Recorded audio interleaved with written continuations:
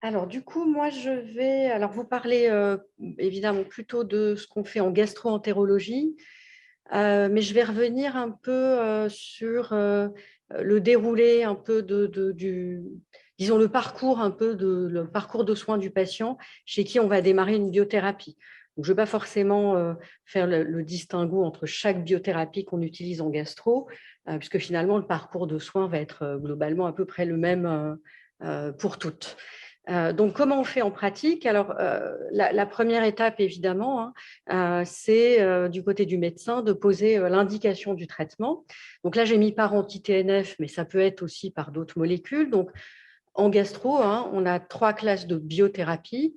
On a les anti-TNF. Au sein des anti-TNF, on a trois médicaments, l'infliximab, l'adalimumab, le golimumab. Ça, c'est les trois qu'on utilise. Ensuite, on a l'ustekinumab, qui est un anti-IL-12, IL-23, et on a le vedolizumab, qui est une anti-intégrine. Donc ça, c'est les trois familles de biothérapie. Et puis, on a aussi, en thérapie ciblée, un anti-Janus kinase, qui est le tofacitinib, mais ça, je ne vais pas en parler, parce que finalement, je ne l'ai pas inclus dans le parcours de soins n'est pas le même, puisque les biothérapies, comme Chloé l'a expliqué, c'est des médicaments qui sont uniquement par voie injectable. Le tofacitinib, qui est issu de la chimie, c'est un médicament par voie orale.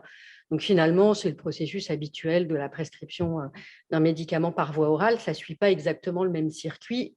Et du coup, votre implication, souvent, elle est moins importante chez ces patients-là, parce qu'il n'y a pas d'acte infirmier d'injection ou d'éducation à l'auto-injection.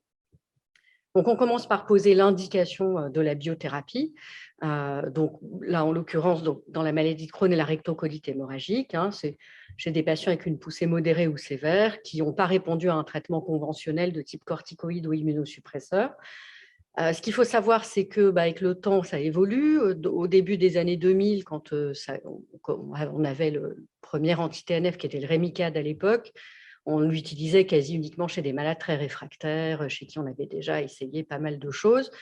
De plus en plus, hein, compte tenu de la très bonne efficacité de ces médicaments et du recul qu'on a avec, on les utilise de plus en plus tôt et pas uniquement chez des malades qui ont déjà eu plein de complications de la maladie.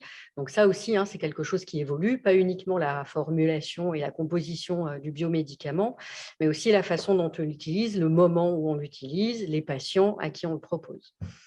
Donc, c'est ce que j'ai noté là, hein. Aujourd'hui, on peut le débuter précocement quand il y a des facteurs de gravité. J'en ai listé quelques-uns, peu importe, hein, on ne va pas faire un topo sur la maladie de Crohn. Voilà, donc on pose l'indication et puis l'étape numéro 2, ça va être de faire, alors une fois qu'on a l'indication, de faire un petit peu la checklist des éventuelles contre-indications au traitement. Donc là aussi, hein, c'est le médecin qui prend en charge le patient qui va faire cette checklist. Alors, il y a des documents qui existent.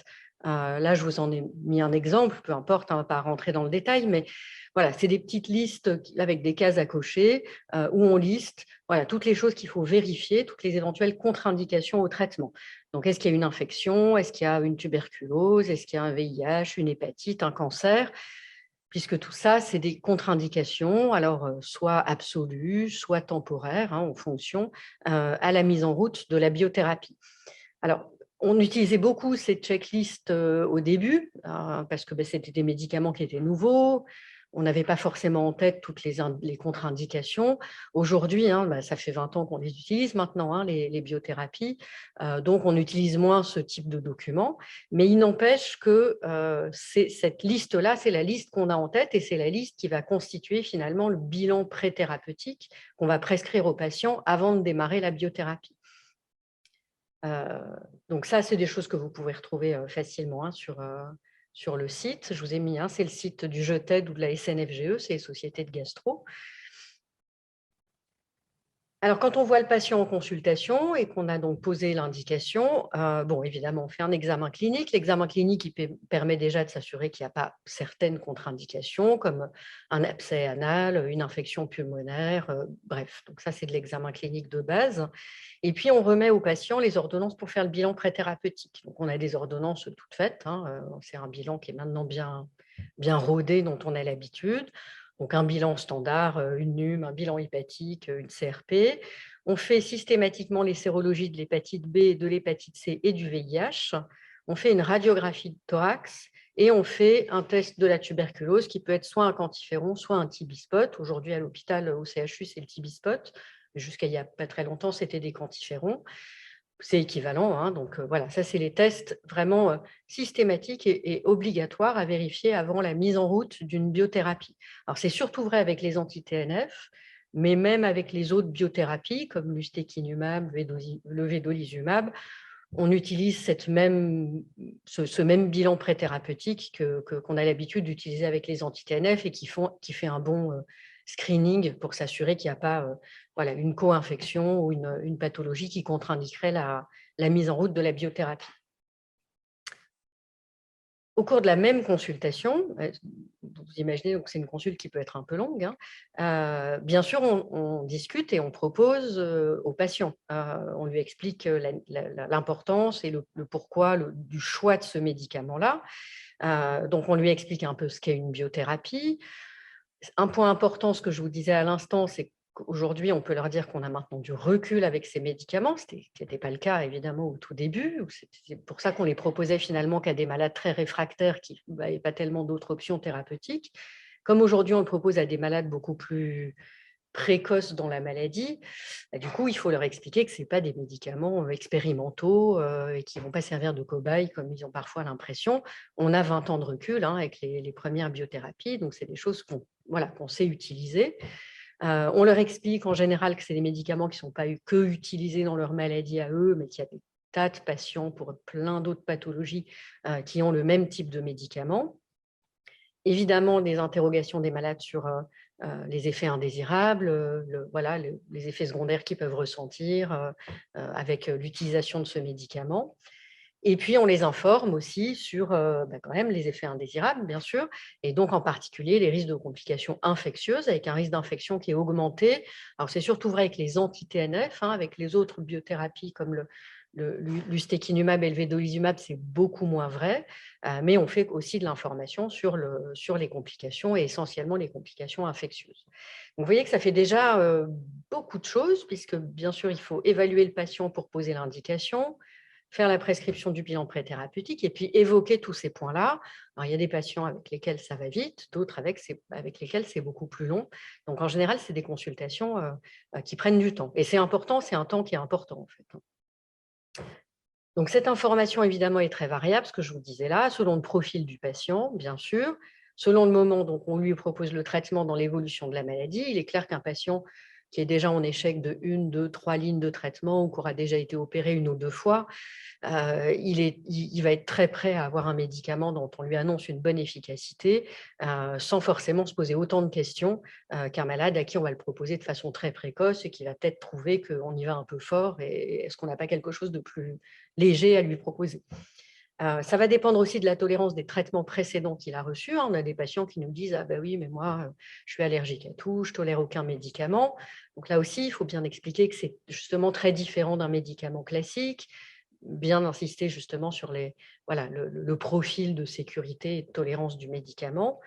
Et puis, ça dépend aussi de la propre expérience du médecin sur l'habitude à utiliser ces médicaments. C'est sûr qu'on fait bien ce qu'on fait souvent, hein. Donc, quand on utilise beaucoup de biothérapie, on est très à l'aise dans le discours. Quand on a moins l'habitude, ça peut être parfois des discussions un petit peu plus complexes. Alors, au-delà et je pense que c'est un outil vraiment important qui a été développé ici au CHU. Donc ça, c'est un outil qu'on peut vraiment recommander aux patients et leur donner du coup le lien pour pouvoir y accéder, la brochure sur les biothérapies. Il y a d'autres sites, évidemment, d'information. Nous, on utilise beaucoup ce qu'on appelle les fiches thérapeutiques du JETED. Le JETED, c'est le groupe d'études et de thérapeutique sur les maladies inflammatoires du tube digestif, donc le Crohn et la rectocolite. Je vous montrerai un exemple après, qui établit des fiches destinées aux patients avec vraiment des explications très détaillées sur le médicament, le mécanisme d'action, etc. Et puis, il y a une association dans les MICI, mais il y en a évidemment dans la polyarthrite, dans le pso, etc., qui est très active et qui, là aussi, permet aux patients de se renseigner pour avoir le plus d'informations possible sur ce type de médicaments, les indications, les effets, etc. C'est important de donner ces sources aux patients pour éviter qu'ils fassent Google biothérapie, ils ne vont pas forcément tomber sur des trucs très valables, très validés, ou ça, voilà, ça peut être très anxiogène. Donc, je pense que c'est important de leur donner vraiment des sources d'informations fiables, sans en donner 50, hein, mais avec la brochure du CHU, une fiche médicaments et les coordonnées d'une association de malades. En général, il y a déjà largement de quoi se renseigner. Tout ça, ça donne énormément d'informations.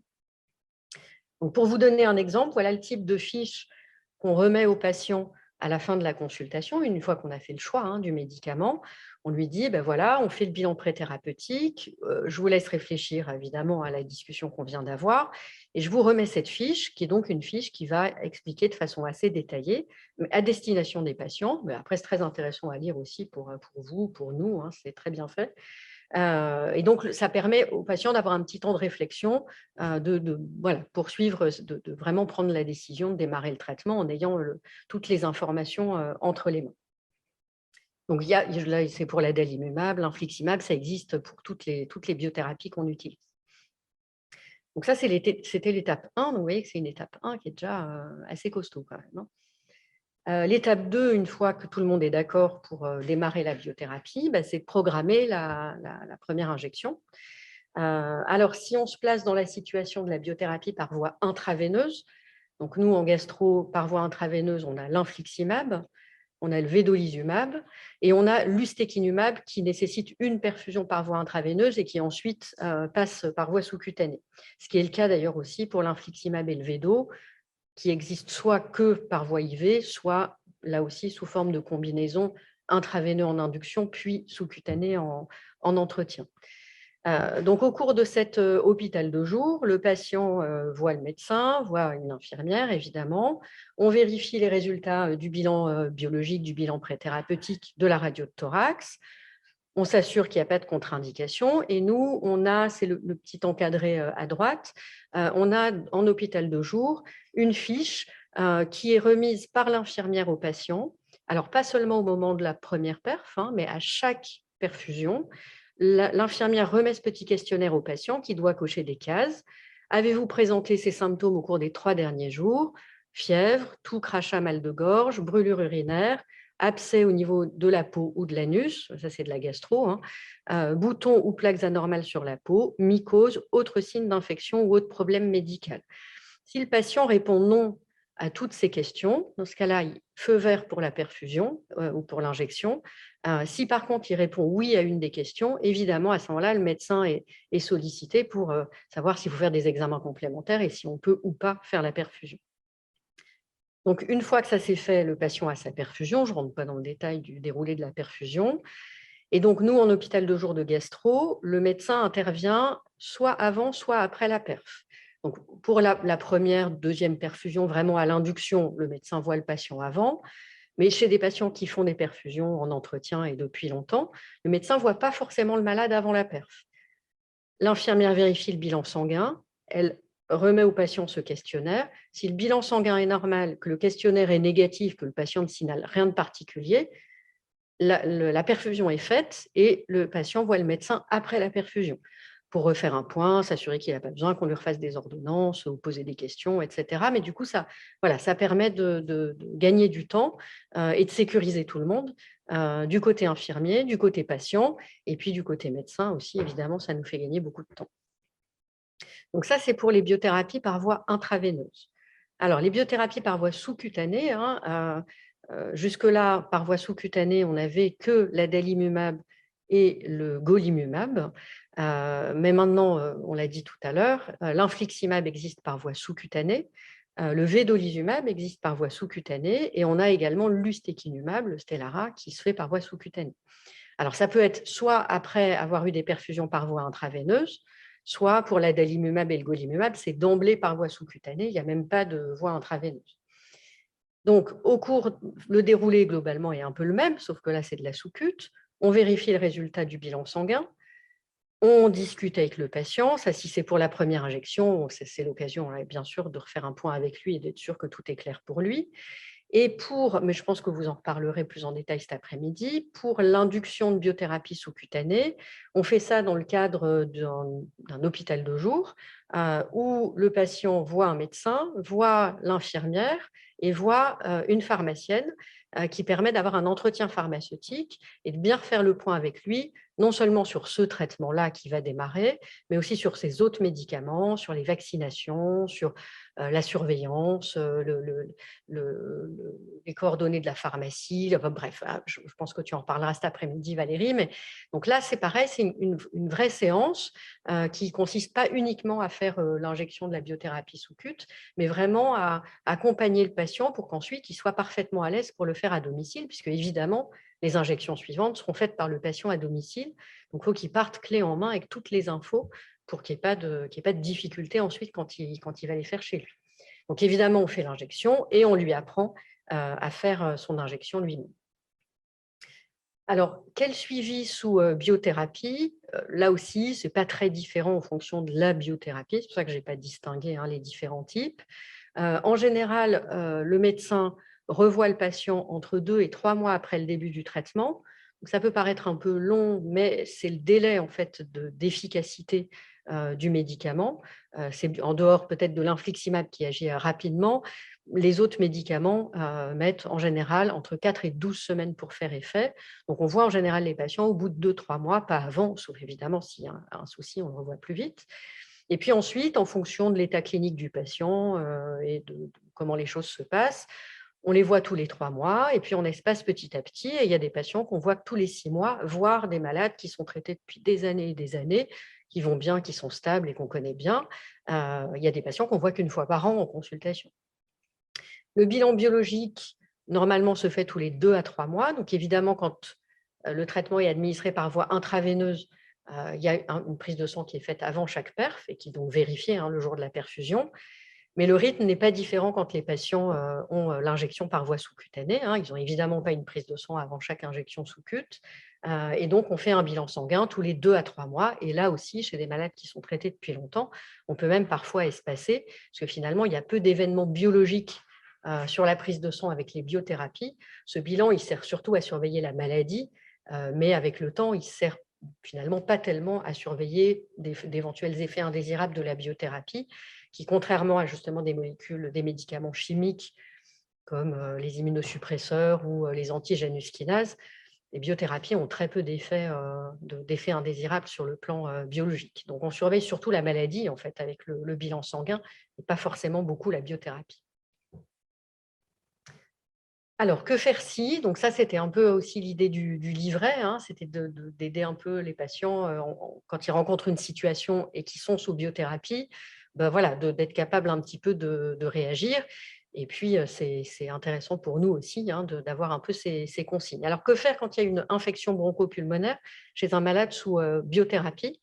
Il faut une consultation médicale. Cette infection peut être auto-traitée à domicile avec un peu de Doliprane à la maison. C'est un malade sous biomédicaments, sous biothérapie. Donc, c'est un malade plus à risque de faire des infections et éventuellement de faire des infections sévères. Donc, ce patient, il doit être vu, prise de température, auscultation pulmonaire. Éventuellement, il peut être fait une radio de thorax s'il y a le moindre doute. Ça peut être géré par le médecin traitant, pas forcément besoin qu'il vienne à l'hôpital pour ça, pas du tout.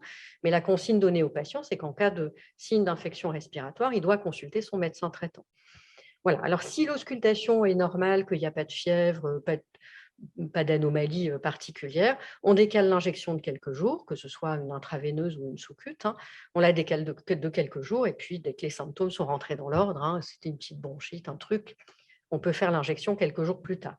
Si par contre, il y a de la fièvre, une infection avérée, une pneumopathie, à ce moment-là, il faut assez rapidement placer le malade sous antibiotiques. Là aussi, ça peut être géré par le médecin traitant. Et on suspend la biothérapie jusqu'à la guérison de l'épisode infectieux. Donc, c'est très variable, mais en général, 7 à 14 jours en moyenne. Donc là aussi, si le malade a une perf programmée, on décale sa perfusion d'1 à 2 semaines, le temps que son infection pulmonaire soit réglée. Donc, le message pour le patient, pour les équipes et pour le médecin traitant, un malade sous biothérapie qui a des signes respiratoires, il faut qu'il soit examiné et en fonction de ça, on va suspendre plus ou moins longtemps finalement son traitement.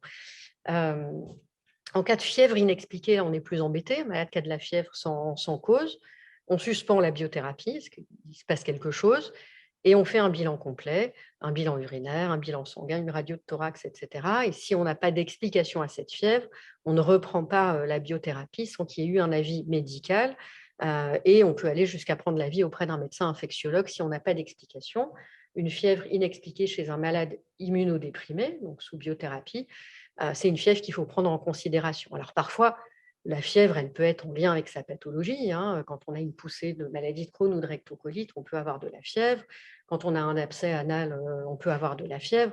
Donc là, évidemment, hein, le médecin référent va être capable de distinguer ce qui est lié à la pathologie d'une infection qu'il faudrait investiguer un petit peu plus. Quoi qu'il en soit, tant qu'il y a des signes infectieux et que le problème n'est pas réglé, la biothérapie doit être suspendue et reportée quelques jours, parfois quelques semaines, hein, jusqu'à résolution du problème infectieux. Alors, soins dentaires, ça c'est une question qui est souvent posée par les patients. Pour les soins dentaires classiques, type, je sais pas quoi, le bilan habituel, une petite carie, même pour un détartrage, il n'y a pas forcément de recommandations particulières. Si c'est des soins un petit peu plus lourds, même un détartrage, hein, mais si c'est un détartrage, un peu costaud, des extractions dentaires, voilà, des soins un peu plus importants, il est recommandé une antibioprophylaxie. En général, les dentistes, hein, ont l'habitude de ça, mais il ne faut pas hésiter à ce moment-là à dire au patient de bien signaler qu'il est sous biothérapie pour que son dentiste lui donne les antibiotiques qu'il a l'habitude d'utiliser. Il était dit à un moment qu'il fallait essayer d'éviter l'injection d'anti-TNF ou de biothérapie dans les semaines avant, après les soins. En pratique, c'est assez compliqué à faire parce que souvent, c'est des soins avec plusieurs séances. Donc, on ne veut pas suspendre la biothérapie pendant 3 mois. Et finalement, c'est probablement pas très efficace compte tenu de la durée de vie du médicament. Quand un patient fait une injection d'infliximab ou d'adalimumab ou quoi, il a du médicament qui circule pendant des semaines, mais même pendant plusieurs mois. Donc, l'arrêt de la biothérapie pendant 15 jours ne sert probablement pas à grand-chose. C'est un peu pareil pour la chirurgie. Il y avait des petits signaux qui laissaient penser que peut-être les biothérapies augmentaient les risques de complications post-opératoires, en particulier infectieuses. Ce n'est pas très clair, ça fait un peu débat. Ce qu'on dit aujourd'hui, c'est que quand on peut suspendre la biothérapie avant l'intervention, faisons-le. On l'arrête 1 mois avant ou 2 mois avant, quand c'est possible.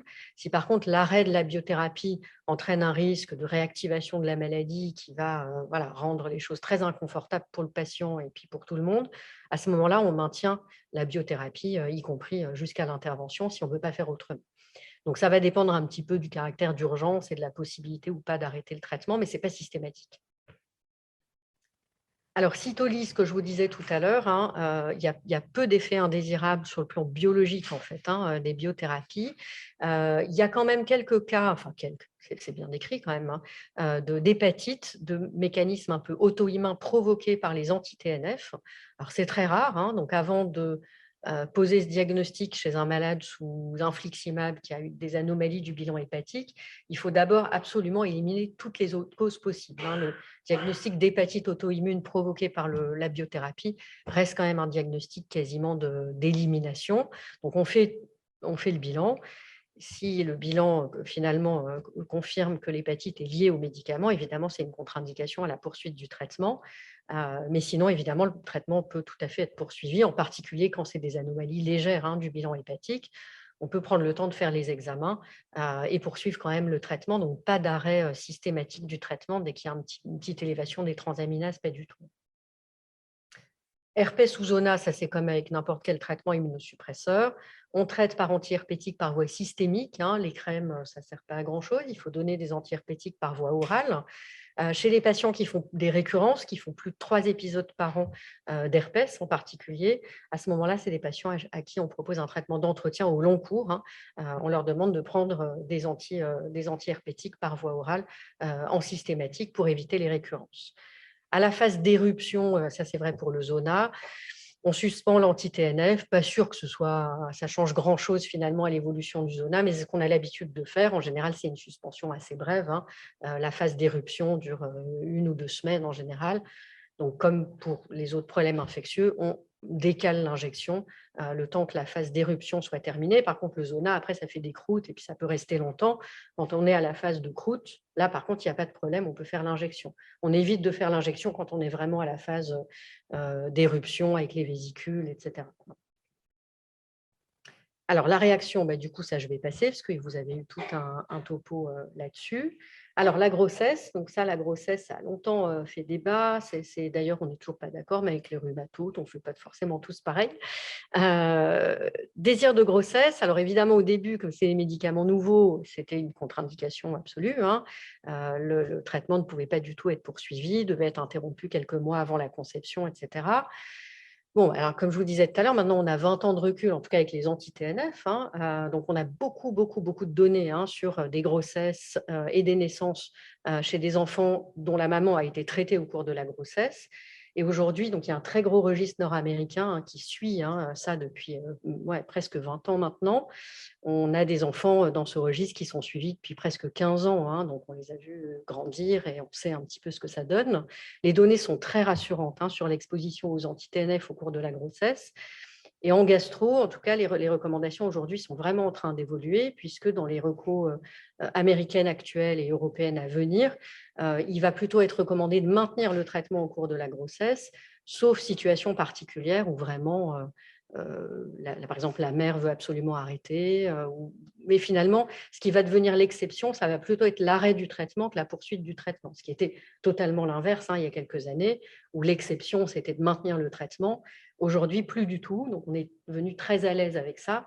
Encore une fois, parce que je vous dis, on a maintenant un recul qui montre qu'il n'y a vraiment aucune anomalie de développement des enfants, et pas uniquement au cours de la première année de vie, hein, mais jusqu'à 10 ou 15 ans de suivi de ces enfants. Donc là, je vous ai mis un petit tableau. Alors, les traitements jusqu'à méthotrexate, ce n'est pas des biothérapies, hein, d'accord, c'est des médicaments conventionnels. Voilà. Et puis, les biothérapies, c'est les 5 du bas. Donc, les 3 anti-TNF en noir, infliximab, adalimumab, golimumab. Donc, vous voyez, le traitement est possible au cours de la grossesse, éventuellement arrêt au deuxième ou troisième trimestre de la grossesse, mais uniquement si la maladie est parfaitement contrôlée, s'il n'y a absolument plus aucun signe d'activité, si la patiente a une maladie non sévère. Dans le cas inverse, s'il y a le moindre doute, si une maladie difficile, qui a été difficile à contrôler, qui a eu une poussée relativement récente, dans ce cas-là, on maintient le traitement. Les 2 petits nouveaux, c'est le vedolizumab, l'ustekinumab, qu'on utilise depuis, petit nouveau, pas complètement quand même, ça fait maintenant 7 ans, hein, qu'on les utilise, donc ça commence à faire, mais on n'a pas 20 ans quand même avec cela. Donc pour l'instant, c'est vraiment du cas par cas, il n'est pas conseillé de les maintenir au cours de la grossesse. Par contre, là aussi dans les recos qu'on a, il n'y a pas d'arrêt nécessaire avant la conception. Le traitement peut être maintenu au cours du premier trimestre, donc on laisse les femmes tomber enceintes tranquillement.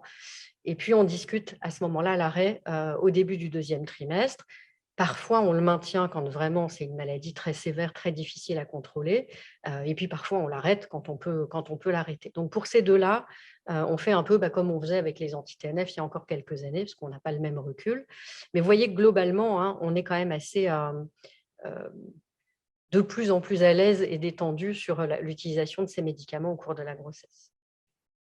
Un point, c'est ce que j'ai mis en bas, c'est surtout vrai pour les anti-TNF.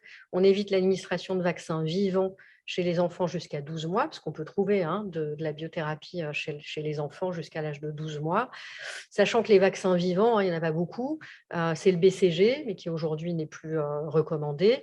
Et c'est le vaccin rougeole, oreillon, rubéole, mais qui, normalement, n'est fait justement qu'à l'âge de 12 mois. Donc, tous les autres vaccins peuvent être faits sans aucun problème, hein, des TP, enfin, tous les vaccins qu'on fait entre 0 et 1 an. Donc, il faut juste faire attention à ce qu'il n'y ait pas d'injection par excès de BCG ou de rougeole, oreillon, rubéole avant l'âge de 12 mois chez les enfants dont la mère a été traitée. Voilà. Après, c'est d'autres choses peut-être un petit peu plus difficiles à traiter comme ça rapidement. Certains patients se plaignent de douleurs articulaires. C'est toujours très compliqué, très difficile de savoir si les douleurs sont liées aux médicaments ou s'ils sont liés à une pathologie inflammatoire articulaire qui est associée à la maladie digestive. Donc ça nécessite forcément un avis spécialisé et une discussion médicale. Des manifestations cutanées, hein, sous anti-TNF en particulier, il peut y avoir des éruptions cutanées à type de psoriasis, un peu paradoxal, hein, parce que c'est des médicaments qui sont aussi utilisés dans le pso, mais on voit des patients qui développent du psoriasis sous médicaments. Donc là aussi, il faut prendre un avis dermato pour savoir si le traitement peut être poursuivi ou pas. Et puis, pour les biothérapies par voie sous-cutanée, évidemment, on n'a pas ce problème-là avec l'intraveineuse, mais il peut y avoir des réactions inflammatoires au point d'injection. Et parfois, ça pose problème pour la poursuite du traitement. Donc, ce qu'on conseille, mais ça, je pense que vous en reparlerez peut-être cet après-midi aussi, c'est de sortir le stylo ou la seringue au moins une demi-heure, voire 1 heure avant l'injection. Bien changer de site d'injection à chaque fois pour ne pas piquer toujours au même endroit. Et puis, il y a des patients chez lesquels la formulation stylo est parfois un peu trop violente, c'est-à-dire que l'injection n'est pas contrôlée. Ça va un peu vite, ça leur fait mal. Et chez ces patients-là, parfois, on leur propose de passer à la seringue pour qu'ils puissent justement doser la vitesse d'injection. Il faut leur apprendre à faire, et parfois, ça permet du coup d'atténuer un petit peu la douleur au point d'injection, parce que c'est dommage de devoir arrêter le traitement pour un problème vraiment de tolérance très local, quoi. Voilà.